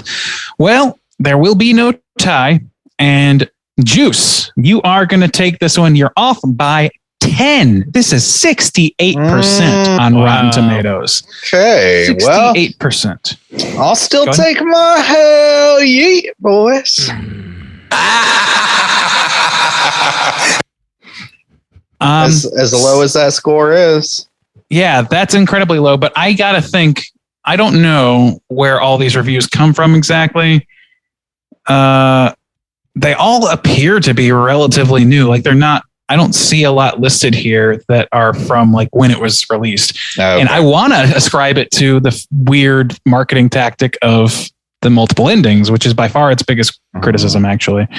But I guess you can't. I don't know. It's really strange. Yeah, to me. I know you boys have those like kid goggles on, which is fair. Which I mean, that definitely. I mean, we reviewed Hocus Pocus. I know what that looks like, but I mean, I think you could say that this movie can be tedious at times. Like I could see a lot more critiques than it's harder to see when you cherish this movie so deeply. Juice, I can't hear you. Anyway, let's move on to the audience review. I can't hear you when you say horrible things. Oh, my mind won't allow it. Let's go over to the audience score. There are over 50,000 audience rankings, so significantly more here to work with. We got 100% from Nate. Thank you for that, Nate. And Juice, we'll start with you this time. What do you think that those did I say 5,000? 50,000 plus. 50. Did I say that right? I think this will probably be higher than the critics, but with that high a number, I mean, I think it's still going to be capped. So I'm going to go I'll say like 75. 75. Okay. Bob, how about you? Where do you land on that scale? I'll take 80 again. I'll just take 8. 8? No. Okay, 80% from Bob. And that will prove to be a fruitful choice. It is 86%. Okay, the old project. Never have me down. This is a darling amongst the audiences of the world. The critics' consensus reads as follows: a robust ensemble of ensemble of game actors, actors who are game, I guess. I don't know. Elevate clue. Anyway, I don't know. This is poorly worded. A robust ensemble of game actors elevate Clue above its schematic source material, but this farce's reliance. Oh no. On goddamn, killing it. Let's try that again for the 8th time. Got a raging Clue, all right, Andy. Oh man, my computer's not having a good time. A robust ensemble of game actors elevate Clue above its schematic source material, but this farce's reliance on novelty over organic wit makes its entertainment value a roll of the dice. God damn, that was not worth reading. Yeah. Can I get a hell goo? You want to get a raging Clue, Bob? Is that what you want? Yes, always. I'm always rocking a raging Clue, boys. That's my secret. Can I get a That's relevant. Yep. All right. So I hate that critics consensus, by the way. Let's go down and see if there are any funny reviews down here. I feel like I'm going to take all of them personally, but let's do it anyway. It's not the least bit scary or suspenseful, but instead quickly grows tedious. The more you struggle to keep track of the constantly multiplying plot developments, the harder it gets to care who did it. Why do you care who does it? Who cares? Who cares? Fuck that person. Also, it's not scary. I mean, this isn't. Yeah. It's. I mean, not really supposed to be. Yeah. Yeah. Eerie at best. This is a comedy film. There's no Santa Claus in this film. It's got no Christmas cheer. This movie has no Christmas cheer. What the fuck? The characters are less credible than their plastic counterparts. The puerile humor is dispiriting, and the plotting pulled this way and that by the conceit of releasing the film in the U.S. with a trio of alternate endings. Oh, they had a trio of endings. This was written in 2006 by somebody who likes to use the word puerile. I think he can safely feast upon my taint. I don't know if he can do it safely. Safely? Safe for me. Questionable. That taint right there's a feast, if I do say so myself. I'll go ahead and grab that sound bump for the old 400 compilation. Feast on my taint. safely feast on my taint. God damn. Oh my God. Randy's got a all raging of these cold. negative reviews use words like denouement and shit. Like, what are you doing reviewing this movie? Get the fuck out of here, dude. Get out of here, Poindexter. Nobody wants it. Oh, shit. Arrivederci, baby. Oh, Randy. Well, I guess it's totally time for trivia. It's totally time for trivia. Bob, All right, this boys. seems like a movie that would have a shit ton of trivia. Dude, it does. I tried to comb through it and pick the best, and then I worked some in through the conversation too, but I got, maybe a dozen left here. First among them, apparently Carrie Fisher was originally cast as Miss Scarlet until she ended up in a rehab clinic, so she could not do that. That would have been actually As great. who? As Mrs. Peacock, you said? Scarlet. Oh, Scarlet. Gotcha. I would not replace anybody in this film. Me either. I love everybody in it, but alternate. If I had alternate dimensional cable or whatever, I would watch that version for sure. Yeah. Yeah. The singing telegram girl was played by Jane Wiedlin, who was better known for the rhythm guitarist for the band called the Go-Go's. Oh. She was also in Bill and Ted's Excellent Adventure. I almost said Journey, which is not. She was Joan of Arc. She did Pilates or yoga or whatever they did in that movie. Not yoga, whatever it is. Jazzercise. I can't remember. Something very 80s. In the opening scene of this movie, Wadsworth checks on the cook, and the live televised McCarthy hearings are on in the kitchen. And one phrase spoken by Senator Joseph McCarthy that can be clearly heard in the movie says, "Professors and teachers who are getting their orders from Moscow." It's just to add to the Red Scare sort of aspect of this movie. So Yeah. kind of interesting. Talk about shit that no kid understands, but somehow second graders across the world love this fucking movie. Yeah. And Tim as Curry, time it's goes just on, I just keep wild. finding more. Yeah. Tim Curry is I don't know, maybe it's the crazy voice or something. He's just so delightful. He is. He is. Well, that's his commitment to doing shit, man. He does shit in this movie. Gets it done. I will say one weird thing. Young Christopher Lloyd kind of looks like Quentin Tarantino. Did anybody else pick up on that? I did. Poor not. Lloyd. No.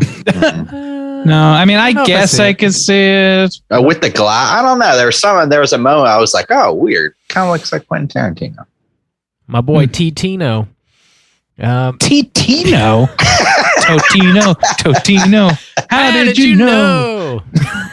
Everybody talking about.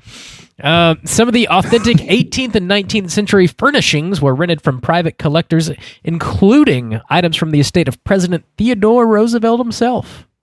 Hell fucking yeah. That's Okay. really awesome. That no wonder this had such resounding class in this set that they built.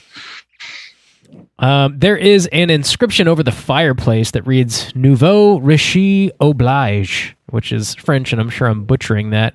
It's a combination between two French phrases. The first being "nouveau riche," which is a derogatory phrase. You don't know what death is. I don't know what death is. Which That's what it is. translates to rich families rather than. Wait a minute, what am I saying? It's a derogatory phrase for newly rich families rather than inherited wealth. And noblesse oblige, which means people of nobility have an obligation. So the two combined literally translate to the newly rich have an obligation. That's what it says over the fireplace. Philosophical. You are not noble. You didn't inherit this wealth. You earned it. It's a very American film. Shit. New money, guys. Am I right? Fuck you. Damn. Leslie Ann. Four on the floor. Leslie Ann Warren and Christopher Lloyd and Martin Mull all reunited to spoof this movie. And there's an episode of the TV show called Psych that's titled 100 Clues. Which have you seen that, Randy? I have. It's all right. I don't love that show, but I watched a bit of it because it's set in Santa Barbara. When I was living in Santa Barbara, I watched a little bit of it, and that was definitely the first one I watched. Did you know also, and you might be covering this, that Colonel Mustard, Martin Mull, And Leslie Ann Warren, Miss Scarlet, reunited in Community, playing Britta Perry's parents. Nice. Interesting. Huh. Mm-hmm. I don't In remember latter that. seasons. Yeah, that's badass. Latter seasons. Gotcha. Okay. Probably haven't seen it then. Okay, yeah. I never made it past 4. I need to, though. So, 5 and 6 are worth a watch, if nothing else. I'll get there. so there was a 4th ending that was scripted and shot, in which What the fuck? Wadsworth apparently committed all the murders out of a twisted need for perfection in his life. He then reveals he poisoned everybody with a slow-acting toxin in their drinks. It ends with Wadsworth being killed by dogs as he attempts to escape by car from the house. I love that. That's insane. Yeah, that is cool. fucking insane. I don't know that I would have squeezed another ending into this, but Yeah, probably you not. know, I would love to see that fucking cut though that has it in there as an alternate cut. Yeah, that's better Or than an the Miss alternate. Scarlet one. I feel like the Miss Scarlet one is the worst one. It's pretty weak, yeah. It's the worst. I like that they tried to like show like multiple people as the central killer of each. Like they're trying to like give every person their day, at least at the beginning. But they definitely fall short in those ones. It's less interesting that, you know, it just kind of is. It's good as a first of 3 endings because it kind of explains how somebody would do any of that stuff. That's true, So, yeah. And the last bit of trivia I have here is there's a portrait that served as the exit of the secret passage in the study. It is of William McKinley, who was the 25th president of the United States. He was the 3rd U.S. president to be assassinated. He was shot in Buffalo, New York in 1901. Damn. And R.I.P. yeah, pour one I out. mean, Pour one out. have some wings in his honor. For Bill McKinley. Gentlemen, let's talk about our Cooter of the Week. Straight chillin'. Cooter of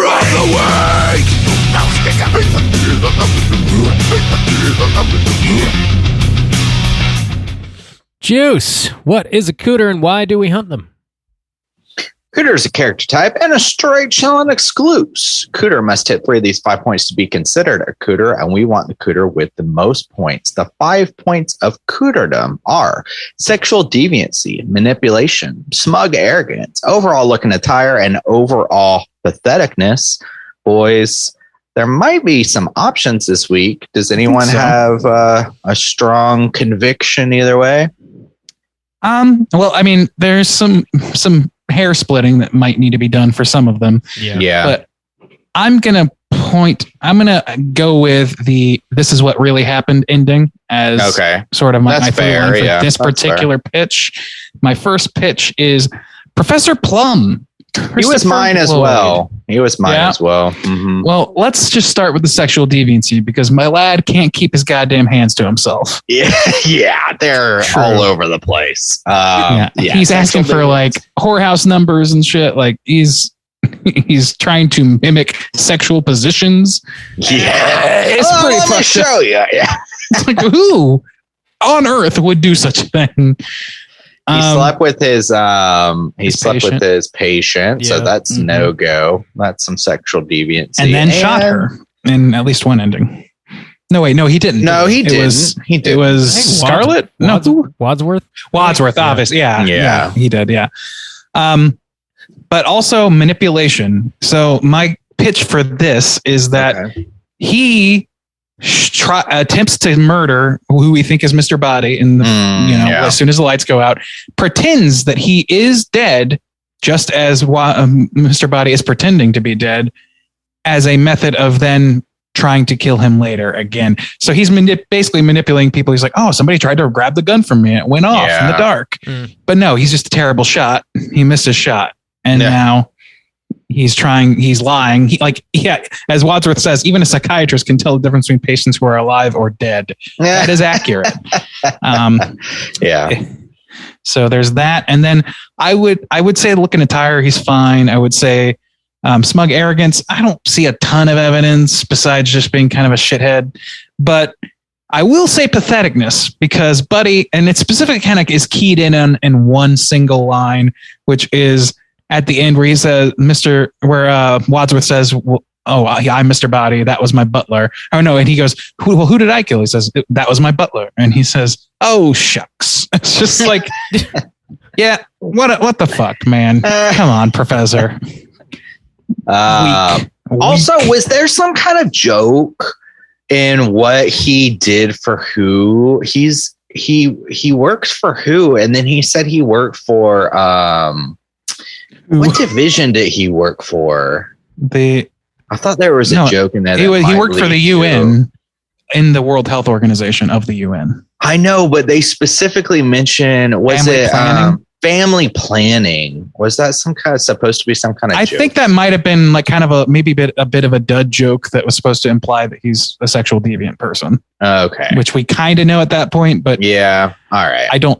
I think that maybe that could have been handled a little bit better. Yeah. Also, though, a joke that I actually didn't notice until like maybe like a couple years ago with him is when he's like, he says, Wadsworth's like, you used to work treating patients with delusions of grandeur. And he says, well, I work for the UN now. He goes, but your work has not changed. And then he moves on and keeps talking. Sociopaths with delusions of grandeur, something like that, which is pretty good. Okay. Anyway, we could go with Wadsworth, maybe. You could. Yeah.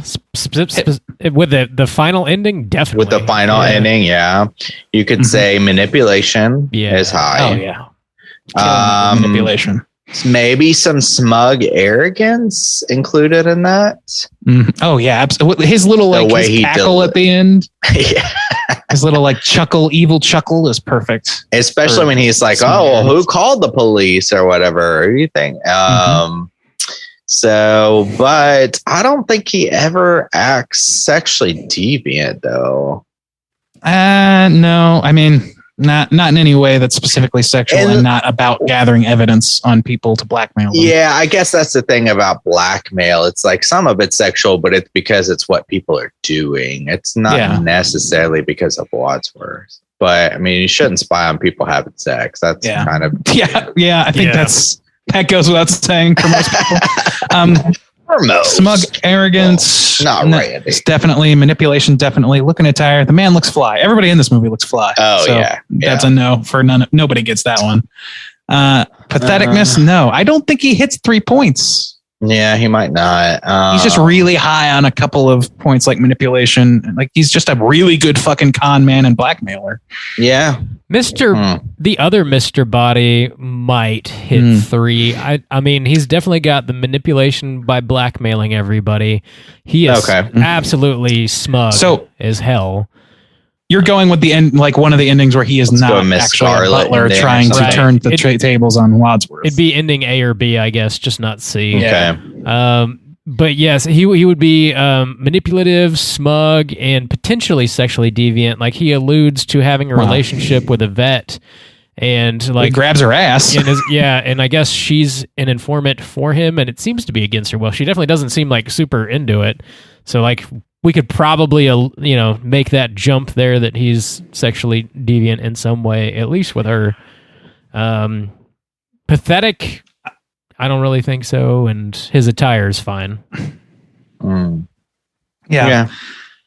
I mean, Mr. Plum might be the highest one we got. Might be. Yeah. I think so. The sexual deviancy on that guy really sets him off because nobody else is really like dealing on that stuff except for maybe Colonel Mustard. But like, even that is like, it was consensual outside of the bounds of the law, but not necessarily, Yeah.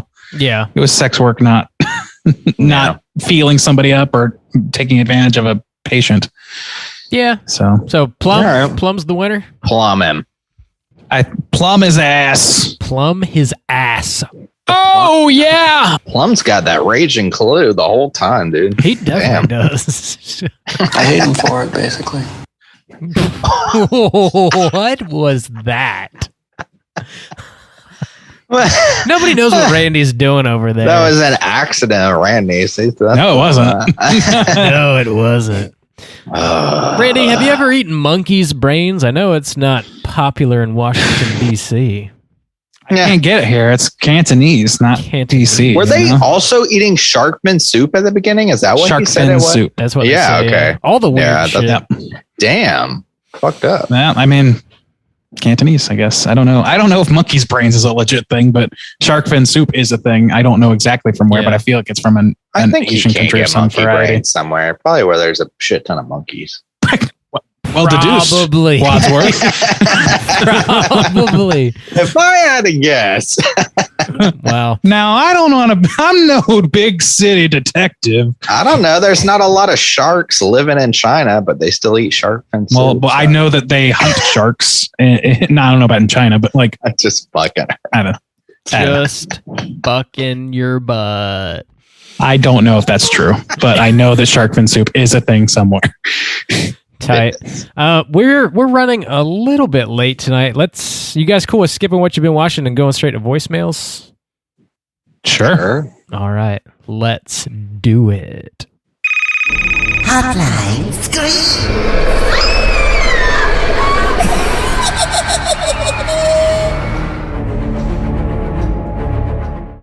You boys have just been too busy getting your clue goo on. That is correct, I guess. Look, I'm happy to get my clue goo on at any given time. Are we past the dozen now? Can we stop with this? I'm sure. If you are listening and would like to call in and leave a voicemail to be featured on next week's show, hit us up at 904-638-3231. We have one voicemail this week. We're going to be hearing from our boy Matt. Let's hear what he has to say. Hey, Straight Chilling crew, it's Matt. I was calling in because y'all are watching a Clue this week. I recently just watched a show on Apple TV called The After Party. I think it's all one word. It is basically an updated Clue where someone dies at a after party after a 20-year high school reunion, and then they kind of go around and try to figure out who did it. They listen to everybody's story and everything. Very similar to Clue, but updated and, with a little more raunchy jokes and stuff. They talk about, dicks and stuff. So that's pretty funny. Also, for Juice, he wanted to know about some nautical movies. There's this cool little movie that came out in the 70s. It did pretty good. It got a few sequels, I think, called Jaws. And there's like a pirate in it. And I think there's a cop, and it's about a big fish, and they say a bunch of nautical shit. So I guess it'd be perfect for summer if you want to check that out and put it on your little nautical list there. Anyway, can't wait to listen to the show. You have a good week. Bye. Oh yeah, gotta get those. To you fair Spanish ladies. Got to get those nautical movies in before 4th of July and spooky season kicks off. That's right. Squeeze them in. Squeeze them in. That's interesting. I didn't know that's what the after party was about. I'm curious to know how comedic it is. If you're comparing it to Clue and not it's just straight horror, or I'm sorry, mystery thriller, then presumably it's more comedic. Sounds like there's a bunch of dick jokes. Yeah. Dicks are hilarious.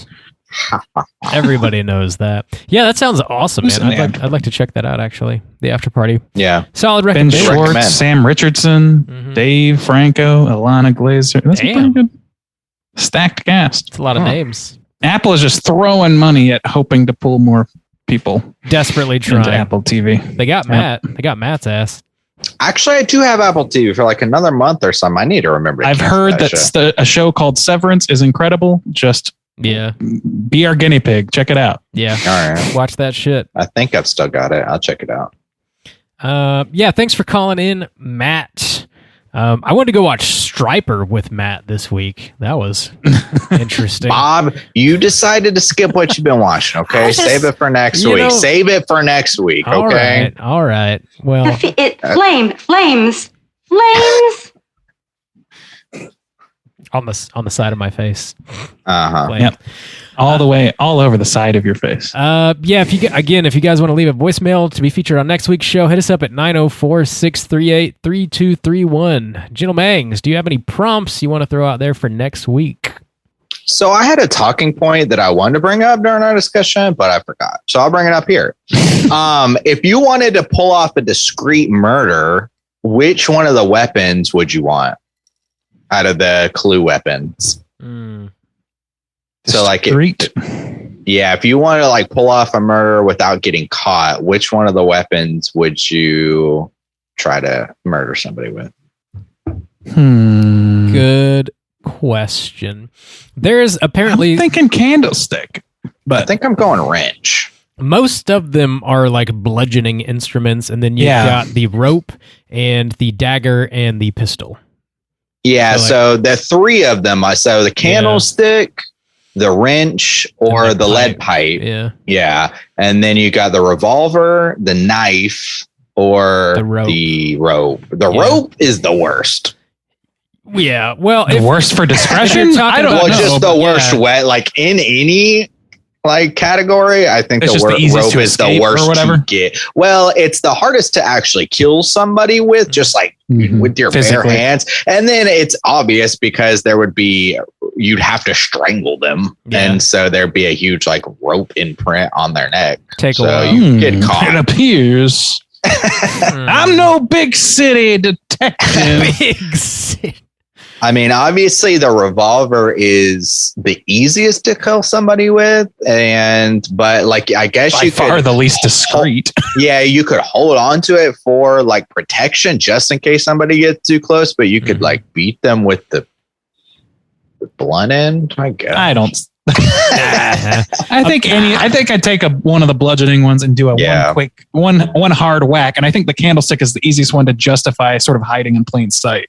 That's true. Yeah. I picked the wrench because I was like, well, you've got it, and if you ever need like an actual tool to do something. If you ever got a leaky pipe, you can just go ahead. Yeah, you got to fix the plumbing wire. If Bob needs to murder like a little munchkin type figure, Rod's got the tiniest. He's got the tiniest candlestick. It's like a little 4 or 5 inch. Rob, you should have held that up for your I did frame freeze. Did you? Oh, I was looking the other way. Thanks for paying attention.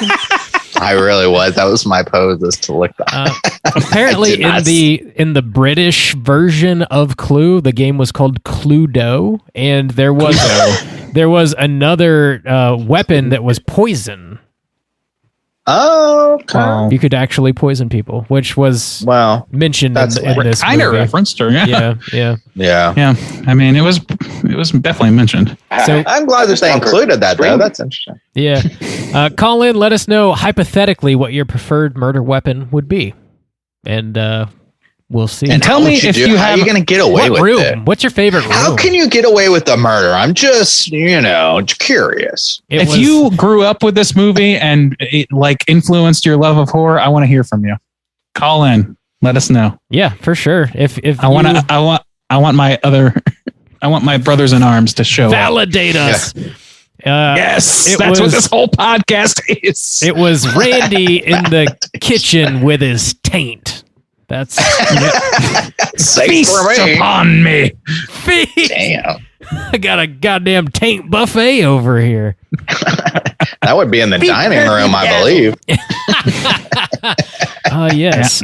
Randy I mean, if we wanted to do it proper, I guess. Randy with nothing I ever smelled before in my life.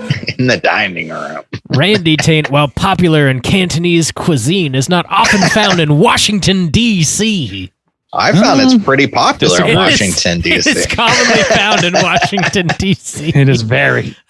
Nay.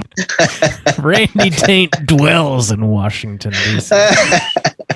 Oh, shit. That's where it's raised. It's looking for the freshest Randy Taint.